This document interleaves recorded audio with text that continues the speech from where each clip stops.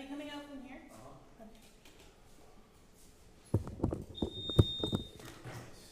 Will we be going outside? Yeah, we're gonna be going outside.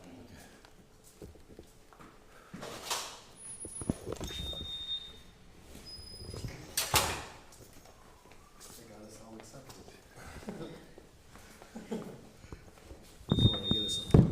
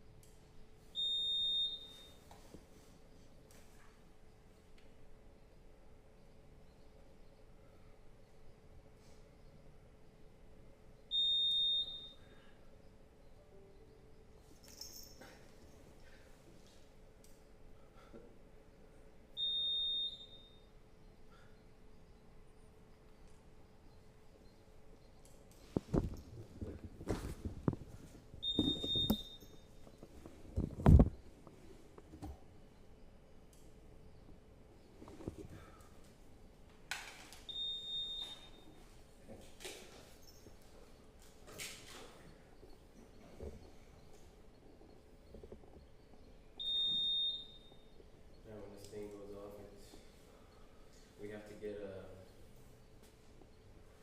the county, like, facilities people to come. It's nothing like we have access to. But that thing will be beeping for days. Just let me know it's still alive. Yeah.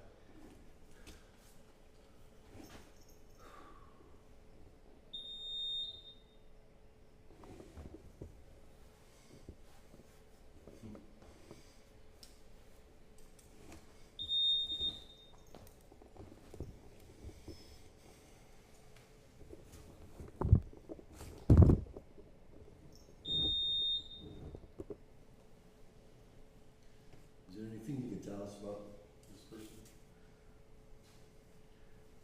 in regards to the arrest? There were several people arrested, right? Yeah, but there was Did this guy do the punching or anything notable? he was a part of it. Don't know if he has any criminal history. I know he's a non-citizen.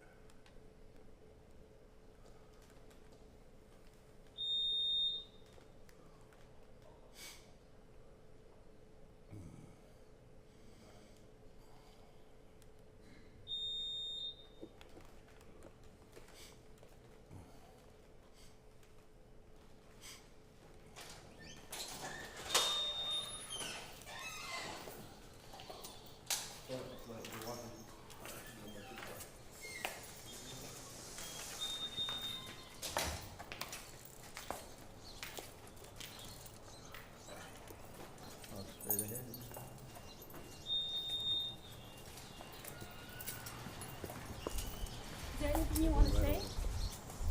Any message to the community?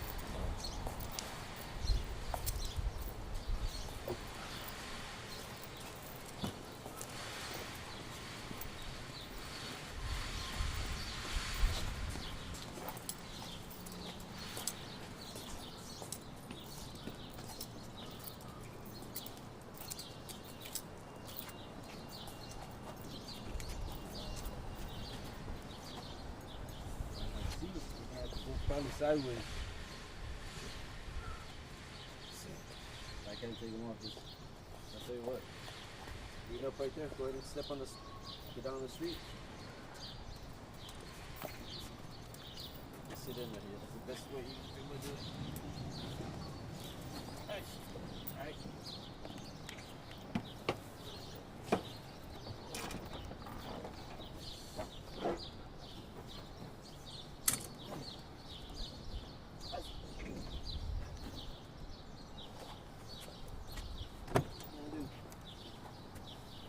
Alright.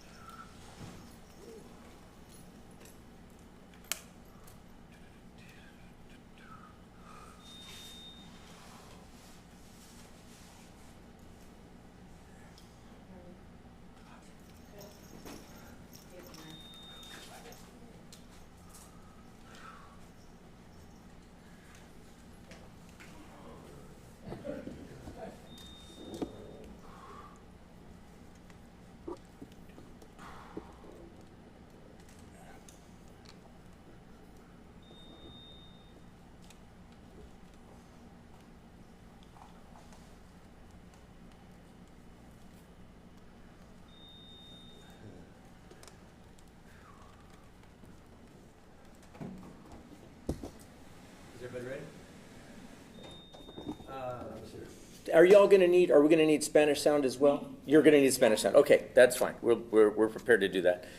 Thank y'all so much for joining us. I apologize for the wait. This is a case that has tied up a lot of resources for us, and in a bit, you'll understand exactly why. It's a pretty important case, heartbreaking case, that we've been actively working on basically around the clock since Thursday evening.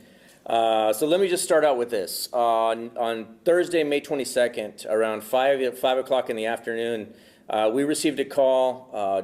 Patrol deputies were dispatched to a call for a group home located at 7314 Highland Lake.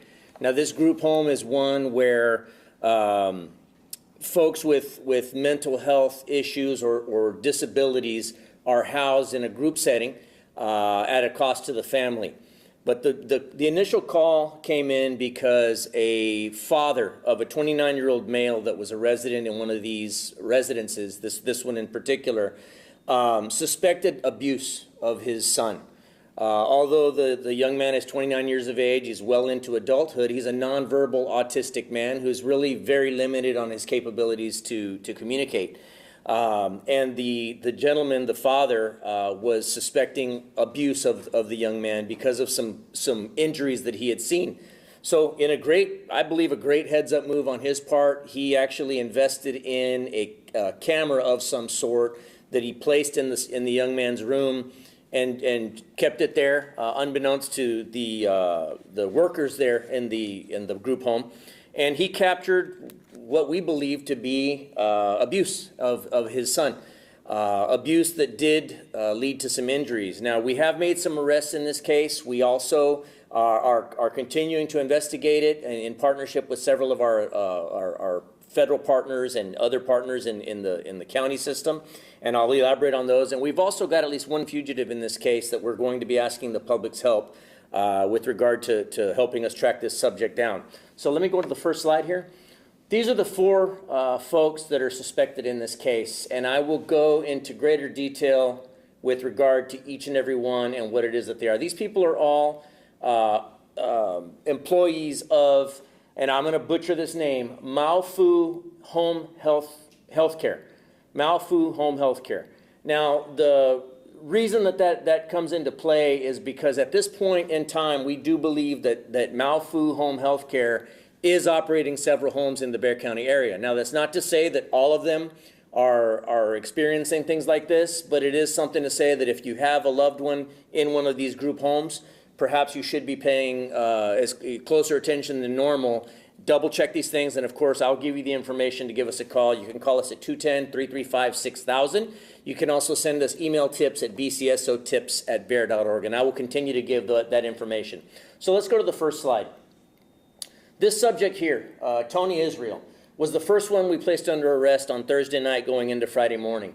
Believe it or not, Mr. Tony Israel, up to this point, was actually also, in addition to being an employee of this group home, was a part-time deputy of the BCSO. When we found out that this had occurred and he was suspected of these criminal charges, being that he's a part-time deputy, he is an at-will employee at that point, and we immediately issued a termination to him based upon that, and then placed him under arrest for several charges. Assault against a disabled individual, which is a felony 3, injury to a disabled person through criminal negligence. In addition, there may be other charges that may apply, but at this point, that's what we've got with regard to Mr. Israel. He's 45 years of age. He had been with the Bexar County Sheriff's Office since 2023. And at some point in December of 2024, he opted to go from being a full-time employee to being a part-time employee. Now, as a part-time employee, the reason that people go to part-time employment for a variety of reasons. Sometimes they may be running a side business. Sometimes they may be a full-time college student and are needing an adjustment in their hours. Doing so allows them some flexibility with regard to their schedule. At that point, though, they become, in essence, a hourly employee. No benefits, no insurance, no pension. You're just strictly by however many hours that you work. That's how many hours you get paid for. But also the other thing that does is it removes civil service protection. So again, that's what allowed us to terminate him on the spot once we found out about this. Additionally, in this instance, and not that it makes a difference for him now, but Israel also did not have a work permit from the agency to be working in outside employment. So in other words, we did not even know, he had not advised us that he was engaged in outside employment working in this field of home health care. Next subject. This subject here is the one you just met, Benjamin Tambe. He's 53 years of age. He is facing charges of unlawful restraint and injury to a disabled individual through criminal negligence. He was also employed as an employee here at this establishment. Mr. Tambe, let me just say, all of the subjects here that we're showing you, they are all natives of different countries in Africa. They've all come to the United States. Obviously, Israel is a U.S. citizen. Now, naturalized U.S. citizen. Benjamin Tambe is a naturalized U.S. citizen. But as such, he is facing these charges. He was placed under arrest. The reason that we've been working this for so long, Tambe, we actually didn't have any information on his whereabouts. On the evening that we became aware of it, it appears that he absconded and went basically underground, and we were not able to locate him very easily. But earlier today, our stop team was able to locate him on Hunt Lane in West Bexar County, where he was placed under arrest without incident for those warrants. And now, as we speak, he's being booked into South Tower. Next slide. This next person, Ann Holland, she's 53 years of age.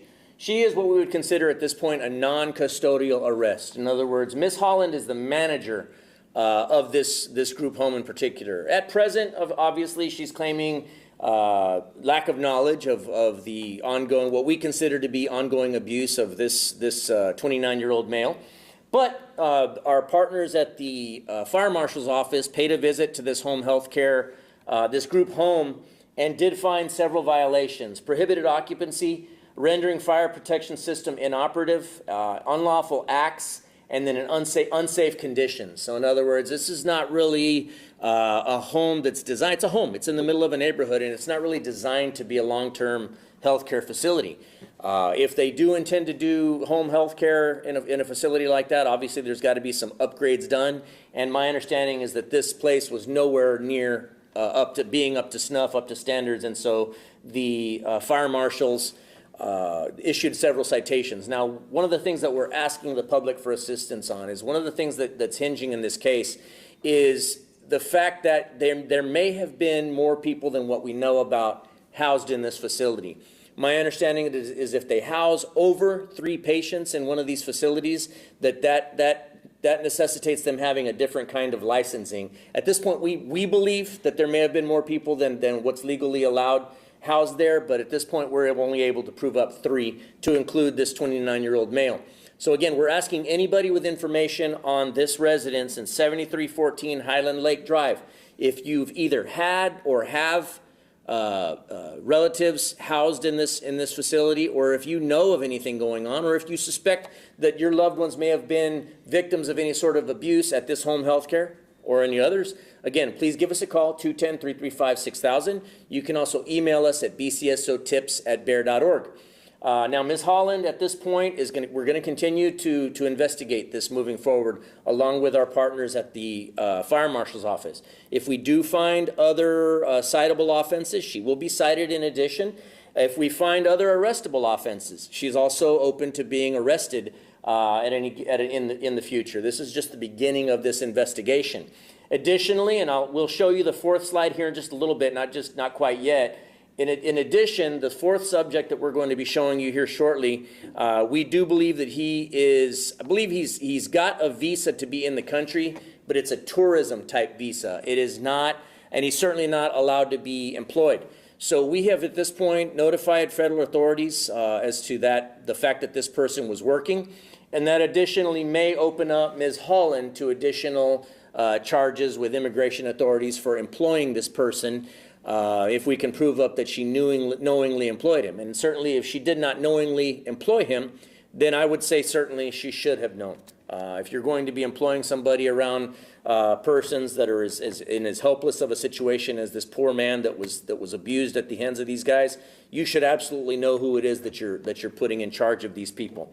So again, she may be facing additional charges later on down the road. Next slide. This is actually a map showing where the location of the group home. It's off Woodlake Parkway, East Bear County, in unincorporated Bear County, out in the area near Converse, near that area, although it's in unincorporated Bear County near Highland Lake. Next slide. And of course, I believe we'll be sharing all these slides with the news desks as well. This is the last subject here. He's still at large. Harrison Odiri, 52 years of age. He is wanted on charges of unlawful restraint and injury to a disabled or criminal, injury to a disabled person, again, through criminal negligence. Mr. Odiri is also, as I mentioned, he is a native of an African country.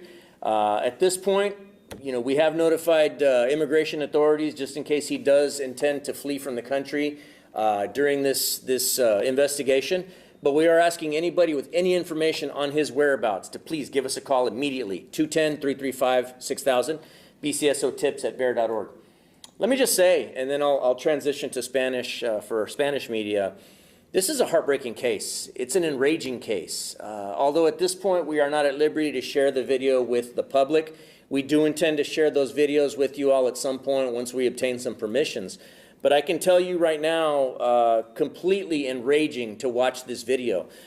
This is a 29-year-old man that is completely helpless. He can move around, but it's pretty clear he does not understand what's going on, much less the abuse that's being heaped upon him. These folks, at times, I believe that there are some medical type splints that they have to put on him, as well as a helmet that they put on him before putting him to bed. My understanding is he has exhibited some self-injurious type behavior, but nonetheless, what we see is nothing short of abuse. It's nothing short of abuse of this poor, helpless man. And quite frankly, if these people never saw the light of day outside of a jail again, I'd be completely satisfied to do that. Obviously, we've got to make sure that we're respecting their rights to due process. But at this point, again, as I mentioned, it's pretty disgusting to watch the fact that these people who call themselves home health aides are just abusing this man beyond belief. And so we're hoping for a full recovery for that man and for the family. Again, kudos to the man's father for having the wherewithal to place that camera and then sharing the information with us. Esta tarde nosotros estamos dando información tocante este caso que se toca de un caso de un hogar de grupo, donde este hombre autístico de 29 años sufrió abuso a las manos de tres sospechosos. Y también ahorita tenemos dos de estos dos sospechosos bajo arresto por estos cargos. La gerente que estaba encargada de la casa, del hogar, ahorita ella le dieron tiquetes, la oficina del Fire Marshal le dieron tiquetes a ella por varios delitos que tenía la casa. Y ahorita también estamos buscando este hombre, Harrison O'Deary, 52 años de edad, por los mismos cargos. Los tres hombres, se aparenta que ellos abusaron de este hombre físicamente. El padre del hombre, él sospechaba que algo le estaba pasando a su hijo. Él puso una cámara encubierto en el cuarto de su hijo y capturó la evidencia que nosotros necesitamos, el abuso de su hijo. Nos lo reportó a nosotros y nosotros desde el jueves en la noche nosotros hemos estado investigando este caso. Arrestamos al primer sospechoso esa noche, Tony Israel, que él hasta ese momento estaba trabajando algunas horas con nuestra agencia, como oficial de nuestra agencia, pero también estaba trabajando con esa agencia. Él fue arrestado esa noche. Benjamin Tambe lo arrestamos esta mañana, nuestro equipo de STOP, que ellos se encargan de buscar fugitivos. Todo el día ayer, esta mañana lo estábamos buscando y lograron encontrarlo esta mañana en el oeste del condado y lo arrestaron. La mujer, Ann Holland, era la gerente que estaba encargada de la casa. Le dieron varios tiquetes por eso, pero también ahorita nosotros seguimos investigando. Queremos averiguar cuánto sabía ella del abuso que estaba pasando este hombre. Ahorita, aunque no tenemos mucha evidencia de eso, también vamos a seguir investigando, pero también estamos trabajando con autoridades de inmigración federales para poder averiguar si ella supo que Harrison O'Deary, aunque él está en una visa de turista en este país, no tiene el derecho de trabajar legalmente. Entonces nosotros queremos saber si Holland sabía que estaba ocupando a un hombre que no tiene el derecho de trabajar legalmente. Entonces es posible que ella también se vaya a enfrentar con cargos federales de inmigración a causa de eso. Any questions thus far? So are you guys still gathering more evidence to arrest Holland? We are. We're going to continue to gather evidence on all four, to be quite frank. If we find out about, for example, if we find out about another person that comes forward that says, hey, look, my sister, aunt, brother stayed in this home and suffered abuse, here's the documentation of it, it was a month ago, it was a year ago, it was whatever, they can bring that evidence to us, and we will absolutely file whatever appropriate charges we possibly can prove up. So it's quite possible. As a matter of fact, I think it's highly likely that at least one of these four, if not all four of them, will be facing additional charges. So again, we're asking anybody with any information to give us a call, 210-335-6000, or bcsotips@bear.org. Let me give you that same thing in Spanish, if that's okay. Es posible que alguno de estos sospechosos se van a enfrentar con otros cargos adicionales. Si alguien nos llame al 210-335-6000, si nos dan más información que hace un mes, hace una semana, hace unos 2 años que ellos tenían a alguien en este hogar que sufrió abuso, si nos pueden dar evidencia de eso, entonces nosotros con todas ganas vamos a seguir investigando y es posible que estos 4 se vayan a enfrentar con otros cargos adicionales. The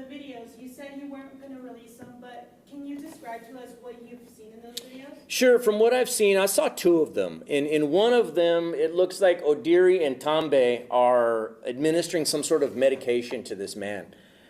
He's held on the floor, and while you can't really see what it is that's going on because the camera angle, you can tell that they're holding him down. You can tell that they're forcibly, forcing this medication down his throat. It appears that they're using a syringe without a needle on it, so like the kind that you use for a baby. And then you can hear him gurgling where they're forcing this medication down his throat. It's heartbreaking to watch. It's enraging to watch.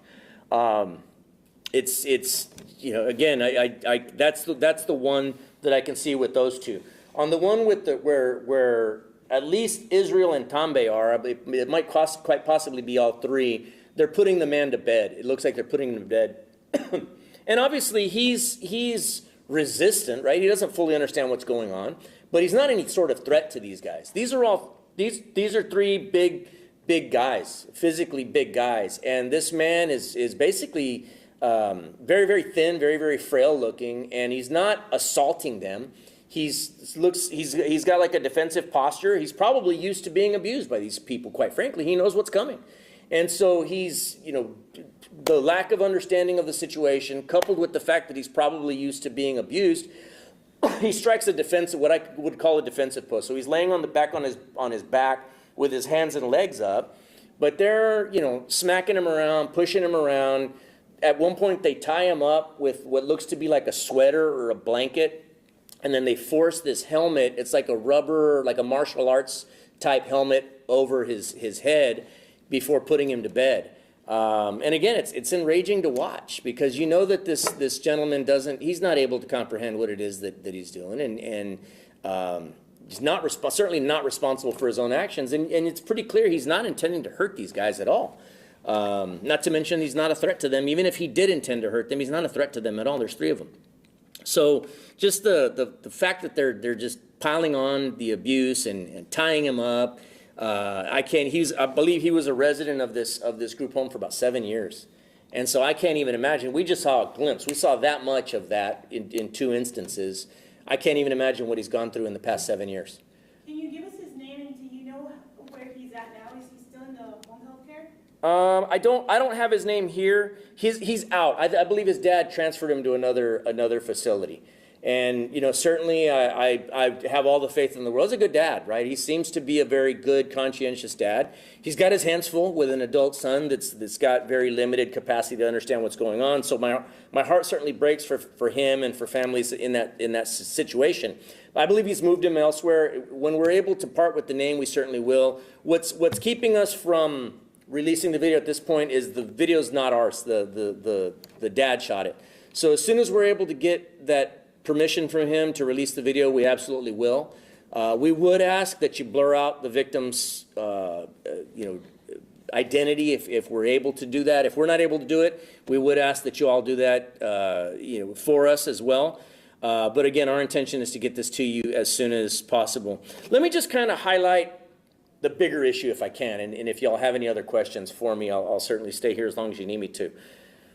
Here's what we believe, what we've seen in talking to the fire marshal's office. We have seen an uptick in these group homes popping up in the unincorporated areas. In other words, the areas outside the city limits of the various cities. What we believe is occurring is the reason that we're seeing an uptick on these in unincorporated areas is because, like city of San Antonio, they have a lot of ordinances that deal with this. They're very heavily regulated. My guess is that some of the other smaller cities probably also heavily regulate these. But in unincorporated areas, not only do we not have as many regulations, our hands are somewhat tied as being a county entity. Our ability to pass ordinances is very limited as opposed to a city. So in other words, they're able to operate probably a little more loosely in the unincorporated areas. I will be talking to Judge Sakai to see what we can do as far as tightening things down and making it not so easy for these folks to just operate in the county with impunity and just continue to do this thing. Because I know that they're making money at this. They're probably making a lot of money, if I had to guess. So, that's probably what drives a lot of this. is they're making a whole lot of money and trying to, not spend as much to, decreasing their overhead to increase their profits is what I'm guessing. But again, they're doing it at the cost of human rights. They're doing it at the cost of these people's health, and obviously in these instances. So again, we're going to look at ways that we can tighten this down in the unincorporated areas if it's possible. Any other questions, guys? No? Okay. Well, thank y'all so much for joining us. I really appreciate it.